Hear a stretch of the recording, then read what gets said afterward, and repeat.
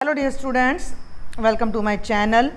बेटा जी, आज के वीडियो में मैं क्लास 10th के स्टूडेंट्स को जुलाई 2022 में कंडक्ट हो चुके सेट 1 का सॉल्यूशन कराने जा रही हूँ। ये आपको 2023 में जो अगस्त के स्टार्टिंग में अपना सेट 1 होगा उसकी प्रिपरेशन के लिए भी बहुत हेल्पफुल रहेगा। तो चलिए स्टार्ट करते हैं। इंस्ट्रक्शंस आप सब देख सकते हो, हिंदी इंग्लिश में सेम है। All questions are compulsory. पहले 10 क्वेश्चन 1 मार्क के हैं, 11वां और 12वां 2-2 नंबर के हैं और 13वां और 14वां 3-3 नंबर के प्रश्न हैं। तो चलिए चलते हैं। फर्स्ट टू 5 हमारे MCQ हैं जिन पर हमें सही पर टिक लगाना है। निम्नलिखित में से कौन सी संख्या अपरिमेय है? Which of these is an irrational number? तो बड़े ध्यान से हम देखेंगे। 1 का अंडर रूट करोगे 1 आ जाएगा जो कि रैशनल है। 4 का अंडर रूट 2 होता है। 9 का अंडर रूट 3 होता है, लेकिन जो 2 का अंडर रूट है वो इरेशनल होता है। तो जो 3√2 है, 3 वर्गमूल 2 है, वो एक अपरिमेय या संख्या है या इरेशनल नंबर है। सेकंड पे आ जाओ। द्विघात बहुपद 3x की 2 जमा x घटा 2 के शून्यकों का योगफल, sum of zeros of quadratic polynomial. अगर हमारे पास ax की 2 जमा bx जमा c करके कोई क्वाड्रेटिक पॉलिनोमियल है तो उसके जो शून्यकों का गुणनफल होता है वो -b/a आता है। यानी कि x के कोफिशिएंट को x² के कोफिशिएंट से डिवाइड कर दो और माइनस लगा दो। तो यहाँ पर आपने ध्यान देना है कि b यानी कि x का कोफिशिएंट तो 1 है तो -1 और x² का कोफिशिएंट 3 है तो ये -1/3 आ जाएगा। सुन रहे हो मेरी बात ध्यान से? एक बार इसको थोड़ा सा और बड़ा मैं कर देती हूँ। तो जब हम इसको कंपेयर करेंगे तो a की वैल्यू 3 आ रही है, b की वैल्यू 1 आ रही है और c की वैल्यू -2। तो ये बनेगा -b/a, माइनस पहले से है /1/3, तो -1/3 हमारा आंसर आएगा जो कि ऑप्शन नंबर सी है। थर्ड क्वेश्चन पे आ जाइए। एक द्विघात बहुपद ज्ञात कीजिए। बहुत रिपीट होता है ये क्वेश्चन। जिसके शून्यकों का योग और गुणनफल 4 और 1 है। Find a quadratic polynomial whose sum and product of zeros is 4 and 1। Sum 4 है, योगफल 4 है, प्रोडक्ट यानी गुणनफल 1 है। तो मैंने एक शॉर्टकट बता रखा है कि द्विघात बहुपद बन जाता है x² - sx + p। तो ये बन जाएगा x², x की जगह 4 लग जाएगा, -4x जमा 1। ये द्विघात बहुपद बन जाएगा जो कि ऑप्शन नंबर बी है। सुन लो ध्यान से, x² - 4x + 1। आगे बढ़ते हैं भैया क्वेश्चन नंबर 4 पर। रैखिक समीकरण के युग्म, ध्यान देना, x जमा 3y घटा 3 बराबर है 0 और दूसरा है 2x जमा y घटा 5 बराबर है 0 का कैसा हल होगा? तो आप a1/a2 निकालो, 1/2 आएगा। b1/b2 निकालो, 3/1 आएगा और दोनों ही बराबर नहीं हैं। और जब a1/a2 और b1/b2 बराबर नहीं होते हैं तो इस इक्वेशन का एक ही सॉल्यूशन आता है, यूनिक सॉल्यूशन, अद्वितीय हल। तो ऑप्शन नंबर ए करेक्ट हो जाएगा। 5वें पर आ जाओ। p के किस मान के लिए द्विघात समीकरण के मूल बराबर होंगे? For what value of p this quadratic equation has equal roots. अगर आपके पास, पहले तो मैं आपको समझाती हूँ, ax² + bx + c = 0 करके कोई क्वाड्रेटिक इक्वेशन है तो जो उसका डिस्क्रिमिनेंट होता है वो b² - 4ac होता है। और इक्वल रूट्स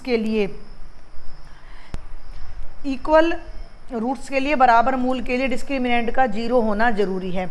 तो आप यहाँ b की 2 - 4ac निकालेंगे और उसको 0 के बराबर रख देंगे। तो अब ध्यान देना जरा, थोड़ा सा इसको बड़ा करती हूँ। तो इस इक्वेशन में से जब मैं a निकालूंगी तो 3 आएगा, मेरा b x का कोफिशिएंट यानी -5 आएगा और c p आएगा।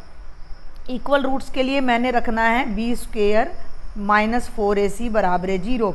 b की जगह रखूँगी बेटा मैं -5, तो -5 का स्क्वायर -4, a की जगह रखूँगी 3 और c की जगह रखूँगी p = 0। -5 का स्क्वायर हो जाएगा 25 घटा इनकी गुणा करोगे तो 12p बराबर है 0।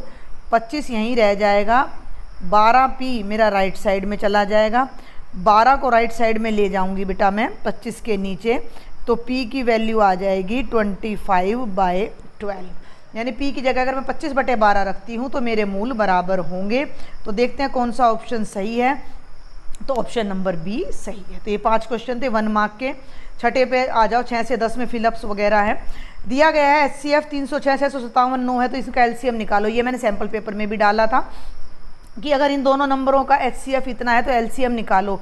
LCM क्या हो जाएगा, दोनों नंबरों के गुणनफल को HCF से भाग कर दो।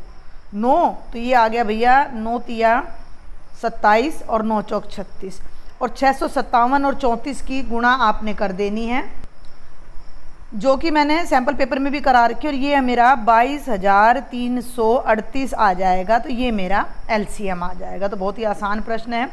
आगे चलते हैं। संख्या 759 का अभाज्य गुणनखंडन होगा 759 as the product of its prime factor. सबसे पहले तो देखो ये 2 से तो डिवाइड हो नहीं रहा। अब 7 + 5 + 9 इसके डिजिट्स को ऐड करो। 7 और 5 12 और 9 21, तो ये 21 आ रहा है, यानी 3 से डिवाइड हो रहा है। तो ये नंबर भी 3 से तो डिवाइड जरूर होगा। तो पहले तो इसको 3 से डिवाइड करो। देखो ऊपर ले लेते हैं, 759 है ना, यहाँ पर थोड़ी सी जगह मुझे दिखाई दे रही है। देखिए ज़रा, जैसे ही मैं यहाँ लिखती हूँ 759, तो मैंने ये चेक कर लिया है कि ये अपना 3 से डिवाइड हो रहा है। ठीक है, बीच में कई बार स्क्रीन पर बनाने में कई बार दिक्कत आ जाती है, बट टाइम की भी प्रॉब्लम हो जाती है मुझे। देखो 3 दूनी 6, 3 पंजे 15, 3 तिया 9। अब इनको फिर देखो, 5 और 2 7 और 3 10। हाँ, अब ये 3 पे नहीं जा रहा, तो 3 के बाद अगला प्राइम नंबर आता है 5, है ना। 2 पे नहीं जा रहा, 3 पे भी नहीं जा रहा, अगला नंबर है 5, उस पे भी नहीं जा रहा। तो 7 पे अब हम इसको ट्राई करते हैं। तो 7 तिया 21, 7 पे भी ये नहीं जा रहा, हमारा डिवाइड नहीं हो। अगर आप इसको थोड़ा सा ध्यान से देखो तो ये 11 पे जा रहा है। 11 2 जा 22 और 11 3 जा 33। तो ये हो जाएगा 3 × 11 × 23। हाँ, तो ये कुछ बीच में आ गया था, तो शायद मे बी कि आपको कुछ आवाज़ सुनाई दे। तो ये 3 × 11 × 23 ये इसका अभाज्य गुणनखंड हो जाएगा, यानी वो नंबर जो इसके प्राइम फैक्टर्स है। आगे चलते हैं। ऐसा ही क्वेश्चन वैसे तो पीछे भी आ चुका है। देखो ज़रा कि A1/A2 B1/B2 और C1/C2 की तुलना करने पर रैखिक समीकरणों के युग्म 2x + 3y = 8 और 4x + 6y = 16 कैसे होंगे।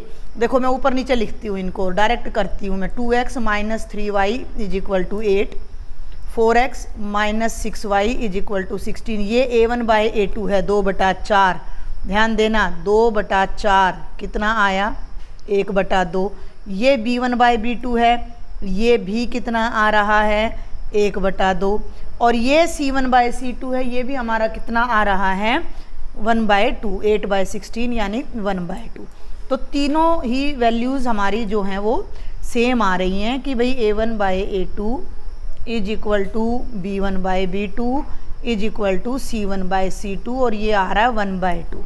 तो जब तीनों ही वैल्यूज़ इक्वल होती हैं तो जो हमारे समीकरण होते हैं वो पूरे का पूरा पूरी की पूरी लाइन एक हो जाती है, कोइंसिडेंट लाइंस आ जाती है, और हमारे समीकरण के अनंत तो हल हो जाते हैं और संगत हल हो जाएगा, संगत समीकरण हो जाएगा। अगर रेखाओं की बात करूं तो वो संपाती हो जाएंगी, coincident lines, infinite solutions and consistent हमारा सिस्टम होगा। आगे चलें 10th क्वेश्चन पर। एपी 2023 में हमारे सेट के सिलेबस में नहीं है, बट अगले महीने आ जाएगी, अगले सेट में आ जाएगी, तो इसको इग्नोर नहीं करना है। एपी का 11वां पद देखो, जो 1 5 9 लिख रहा है। ए यानी फर्स्ट टर्म 1 है, डी यानी कॉमन डिफरेंस 5 - 1 यानी 4 है। हमें निकालना है 11वां पद। 11वें पद का फॉर्मूला होता है A = 10D। तो ए की जगह 1 रखेंगे, डी की जगह 4 रखेंगे, और 1 = 40, और ये हो गया 41। तो ये थे 10 क्वेश्चन 1 मार्क के। अब हम आ जाते हैं 11वें पर, जो कि 2 नंबर का है। ये कहता है 11वें क्वेश्चन में कि द्विघात बहुपद x की 2 + 7x + 10 के शून्य ज्ञात करो और शून्यक और गुणांकों के बीच संबंध की सत्यता की जांच करो। थोड़ा लंबा है क्वेश्चन, 2 नंबर के हिसाब से 3 में देना था इसको। Find the zeros of the quadratic polynomial, verify the relationship between the roots and the zeros and the coefficient. अब मेरी बात ध्यान से सुनना। सबसे पहले तो ये इक्वेशन ले लो, x² + 7x + 10 = 0, और इसके रूट्स निकालने के लिए मध्य पद को हम तोड़ेंगे। 7 के ऐसे टुकड़े करेंगे कि जोड़ो तो 7 आए, गुणा करो तो 10 आए, तो 5 दूनी 10, सुन लो मेरी बात ध्यान से। तो ये बन गया x square plus 5x plus 2x plus 10 is equal to 0। जो बच्चे लगातार मेरे चैनल पर जुड़े हुए हैं उनको पता है कि क्लास 10th का पूरा सिलेबस मैं अपलोड कर रही हूँ और 4th चैप्टर में मैं वहाँ आ चुकी हूँ इंग्लिश मीडियम के लिए, CBSE के लिए, HBSE के लिए। तो अब इन फर्स्ट 2 टर्म्स में से आप x कॉमन ले लो, x जमा 5 आ जाएगा। इन दोनों में से 2 कॉमन ले लो, फिर से x जमा 5 आ जाएगा बराबर है 10। अब इसमें से और इसमें से दोनों में से x जमा 5 कॉमन लोगे तो ये वाला तो x बचेगा और ये वाला 2 बचेगा बराबर है 0। अब आपने क्या करना है, एक बार x जमा 5 को 0 रखना है और एक बार x जमा 2 को। तो x की एक वैल्यू -5 आएगी और एक वैल्यू -2 और ये दोनों ही इसके शून्यक यानी जीरोज आ जाएंगे। इनको नोट कर लो। एक जीरो को हम अल्फ़ा बोलते हैं, दूसरे जीरो को हम बीटा बोलते हैं, -5 -2। ठीक है, इनको अब आपने नोट करके रखना है क्योंकि मैं स्क्रीन को क्लीन करूंगी। और इस इक्वेशन को अब एक बार मैं कंपेयर करूंगी ax² plus bx plus c से। तो ध्यान देना, x² का कोफिशिएंट यानी कि a 1 आ जाएगा गुणांक, x का कोफिशिएंट b होता है जो कि 7 आ जाएगा और c आ गया 10। अल्फ़ा यानी शून्यक अभी निकाला था -5 और बीटा निकाला था -2। अगला क्वेश्चन क्या है, अगला भाग इसी का कि शून्यक और गुणांकों में जीरोज एंड कोफिशिएंट्स में रिलेशन बताना है। तो एक रिलेशन तो है कि अल्फ़ा जमा बीटा बराबर है -b/a होना चाहिए।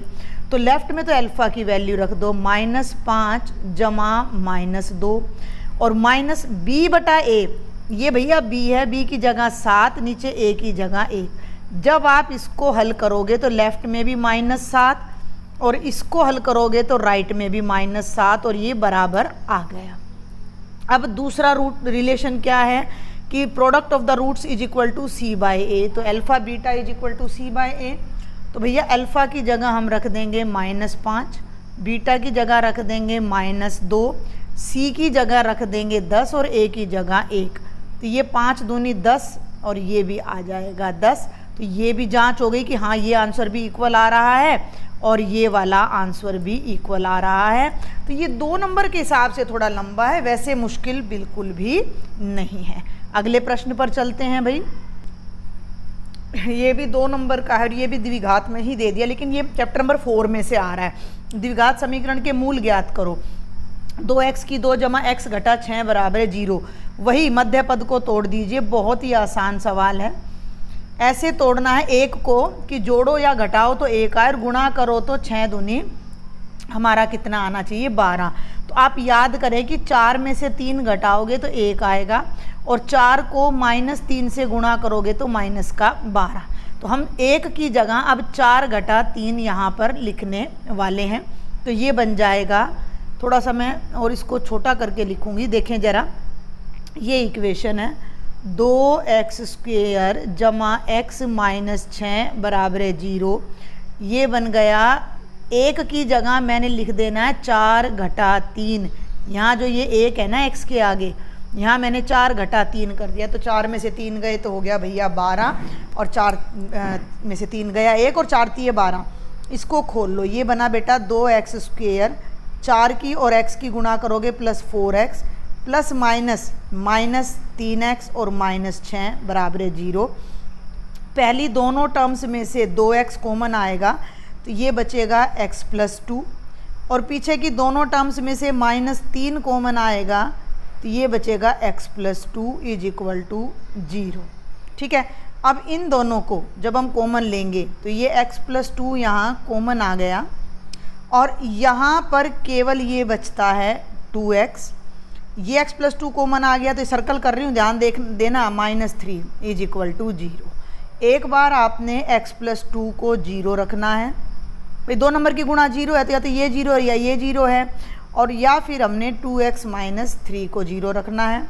2 राइट में जाएगा तो x की वैल्यू आ गई -2 और यहाँ से जब 3 राइट में जाएगा तो ये प्लस का हो जाएगा और 2 राइट में जाएगा तो इसके नीचे 3/2 हो जाएगा और x के ये 2 आंसर आ जाएंगे -3 और 3/2 जो कि दिए गए समीकरण के मूल हैं, रूट्स हैं। ठीक है, अब 3 नंबर के 2 क्वेश्चन रह जाते हैं, उनको देखते हैं। ये 13वां क्वेश्चन फिर से एपी में से आया। 3 अंकों वाली कितनी संख्याएं 7 से विभाज्य हैं? How many 3 digit numbers are divisible by 7? तो सबसे पहले तो आप 7 से डिवाइड होने वाले 3 डिजिट के नंबर लिखेंगे। 12 7 84, 13 7 हमारा आ जाता है भैया 91 और 14 7 98 और 15 7 105। तो 3 अंकों वाली संख्याएं बेटा 105 से शुरू होंगी, 112, 119 और जो लास्ट का नंबर आएगा वो 994 आएगा। आप चेक कर लीजिएगा जो 7 से डिवाइड हो रहा है। अब आपने ये बताना है कि ये टोटल कितनी है। तो मान लिया कि ये नंबर nth नंबर पे 994 आ रहा है। हमने मान लिया कि इसके अंदर n टर्म्स हैं। तो a यानी कि पहला पद कितना हो गया 105, d यानी कि कॉमन डिफरेंस कितना हो गया a2 - a1 यानी भैया 112 घटा 105 यानी कि कितना हो गया 7। अब हमने मान लिया कि ये जो 994 है ये nth नंबर पे आ रहा है। भाई हमें तो पता ही नहीं कितने नंबर पे आ रहे हैं, जितने नंबर पे ये आ रहा है उतनी इसके अंदर टर्म्स हैं, उतने नंबर 7 से डिवाइड हो रहे हैं। तो an बराबर है 994 ले लिया, an का फॉर्मूला लगाया, a + n - 1 × d बराबर है 994। इसको नोट कर लो, मैं स्क्रीन को क्लियर करूँगी और फिर मैं दोबारा इसको लिखूँगी। तो ये आ गया a + n - 1 × d बराबर है 994। a की जगह 105, n मुझे पता नहीं है, d की वैल्यू 7 है। इसको बस मैंने जस्ट सॉल्व करना है। इस 105 को उठा के तो मैं राइट में ले जाऊंगी और इसको सॉल्व करती हूँ। n की और 7 की मल्टीप्लाई करेंगे 7n - 7 और ये इधर जाके हो गया 994 - 105। 7n - 7 ये घटा दो, 14 में से 5 गए 9, 8 889, 7 को राइट में ले जाओ तो 7n = 889 + 7, 7n बराबर है 9 7 16 896 और अब इस 7 को राइट में ले जाओ तो ये आ गया बेटा बटे में 7। भाग करनी आनी चाहिए, 7 एकम 7, 7 दूनी 14, 7 8 56। n की वैल्यू 128 आ गई, यानी कि उस एपी में कितनी टर्म्स हैं 128 टर्म्स हैं, यानी कि ऐसी 128 नंबर हैं जो 7 से पूरे भाग हो रहे हैं। क्लियर है। और अब हमारा लास्ट क्वेश्चन आ जाता है बहुलक का। बहुत ही आसान है, बहुत सिंपल फॉर्मूला होता है। निम्न आंकड़े 225 बिजली उपकरणों के प्रेक्षित जीवन काल की सूचना देते हैं। 0 से 20, 20 से 40, 40 से 60, 60 से 80, 80 से 100, 100 से 120। बहुलक निकालिए द फॉलोइंग डाटा। तो बहुलक के लिए सबसे पहले तो तुमने ये ध्यान करना है कि हमें जो सबसे बड़ी बारंबारता है वो देखनी है। तो ये 10 है, ये 35 है, ये 52 है, 61 है, 38 है, 29 है। तो सबसे बड़ी बारंबारता है 61 और इसके सामने जो वर्ग अंतराल है क्लास इंटरवल है 60 to 80, ये हमारा बहुलक वर्ग कहलाएगा। सुन लो मेरी बात ध्यान से, ये मेरा कहलाएगा बहुलक वर्ग, यानी मेरा जो बहुलक है वो 60 से 80 के बीच में आने वाला है। ठीक है। अब तुमने क्या ध्यान देना है, 3 फ्रीक्वेंसी तुमने पकड़नी है, ये वाली, इससे ऊपर वाली और इससे नीचे वाली। जो मेन फ्रीक्वेंसी है वो बीच में रहेगी, तो इससे ऊपर वाली F0 कहलाएगी, ये वाली F1 कहलाएगी और ये वाली F2। और जो बहुलक वर्ग है इसकी जो निम्न वर्ग सीमा है 60 से 80 है ना, तो L 60 हो जाएगा।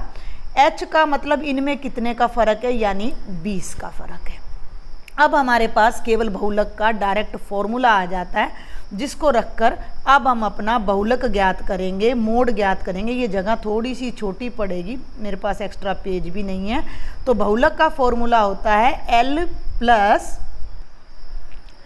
तो बेटा हमारा बहुलक का फॉर्मूला है, एक मिनट पेन ले लूँ मैं, बहुत ध्यान से देखना है। L plus F1 minus F0 divided by 2F1 minus F0 minus F2 और ये पूरा आंसर H से मल्टीप्लाई करना है। तो थोड़ा सा मैं छोटा छोटा यहाँ पर अब लिखूँगी क्योंकि मेरे पास थोड़ा सा स्पेस कम है। तो L मैंने बता दिया था, अभी आपको 60 है, प्लस F1 कलर चेंज करके दिखाऊँ क्या, रेड ले लेती हूँ, तो F1 अभी मैंने आपको बताया था कि 61 जो है वो मेरा F1 होगा, माइनस F0 उसके ऊपर वाला होगा यानी 52, 2F1, F1 का डबल 61 का डबल हो जाएगा 122, माइनस F0 यानी 52 और माइनस F2 यानी 38 और पूरे को फिर 20 से मल्टीप्लाई कर देंगे। अब ध्यान से देखना भाई, 60 प्लस 61 में से 52 गए तो 11 में से 2 गए 9, ऊपर तो 9 आ जाएगा। और नीचे देखेंगे अब जरा, 122 में से पहले 52 घटाओगे तो 0, 12 में से 5 गए 7, 70 आ गया। 70 में से 38 घटाओगे तो तुम्हारा आ जाएगा 32 और यहाँ गुणा में चल रहा है 20। ठीक है, 2 एकम 2 0, 2 एकम 2, 2 छिके 12, 2 अट्ठे 16 और 2 पंजे 10, ये आ गया 9 पंजे 45/8। इसको नोट कर लो, मैं पूरा स्क्रीन साफ करूँगी। 60 जमा 5 45, 9 पंजे 45/8, 60 जमा 45/8। तो ये मेरा मोड आया 60 जमा 45/8। ठीक है भैया, तो 60 तो यूं का यूं, 45 को 8 से करोगे तो 8 3 24, 8 पंजे 40, 8 पंजे 40, 5 0 लोगे 8 6 48, लगभग ये आएगा।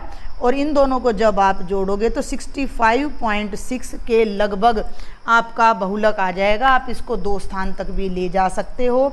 तो ये बहुत ही सिंपल सा आपका सेट 1 का पेपर था और हर बार ऐसे सिंपल पेपर आता है। आपकी क्लास के लिए मैंने सेट 1 का भैया सैम्पल पेपर भी बना के उसका सॉल्यूशन भी अपलोड कर दिया है इस बार के लिए, तो उसको भी ज़रूर देखें। और अगर लेक्चर बेनिफिशियल लगते हैं तो ज़रा सब्सक्राइब कर दें और ज़्यादा से ज़्यादा अपने फ्रेंड्स को शेयर भी करें। Thank you.